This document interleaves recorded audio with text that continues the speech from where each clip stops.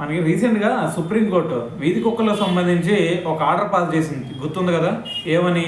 వీధి కుక్కలు అన్నింటిని కూడా జనావాసాలకు దూరంగా తీసుకెళ్ళి షెల్టర్లు ప్రొవైడ్ చేయండి, అక్కడ వాటికి మొత్తం చూసుకోండి అని చెప్పేసి అధికారులకి ఆర్డర్స్ పాస్ చేసింది.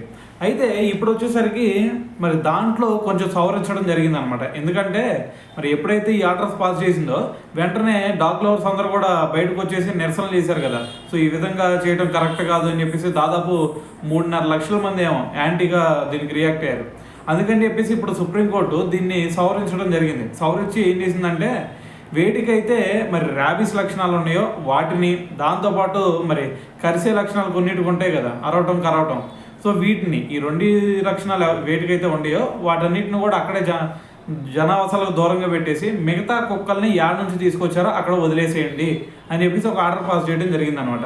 అయితే ఇక్కడ ఇంకో విషయం ఏంటంటే మరి అక్కడ వదిలేసిన తర్వాత ఎవరు కూడా మరి బహిరంగ ప్రదేశాల్లో కానీ లేదు అంటే ఇంకా ఎక్కడ ఇది రోడ్ల మీద కానీ ఎక్కడ కూడా వాటికి ఆహారాన్ని వేయటానికి వీల్లేదు.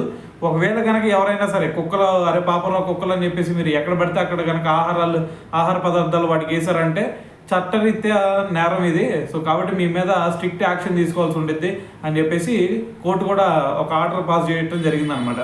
సో మరి వాటికి ఎక్కడ ఫుడ్ పెట్టాలి భయ్యా అంటే వాటికంటూ కొన్ని కేంద్రాలను ఏర్పాటు చేయమని చెప్పి ఆల్రెడీ అధికారులకు కూడా చెప్పడం జరిగిందనమాట.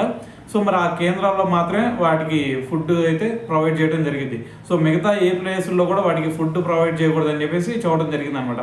ఎందుకు భయ్యా ఈ డెసిషన్ అంటే ఇప్పుడు మీరు ఎక్కడ పడితే అక్కడ ఫుడ్ వాటికి అరే పాపరా అని చెప్పేసి రోడ్డు మీద అది కనిపిస్తే ఫుడ్ వేసారనుకోండి, సో ఈసారి దారిలో ఎవరన్నా నడుచుకుంటూ వెళ్తున్నారంటే వాళ్ళ చేతిలో ఏదన్నా ఫుడ్ ప్యాకెట్లు ఏమైనా దొరికినాయంటే వాటి మీద అటాక్ చేస్తాయి.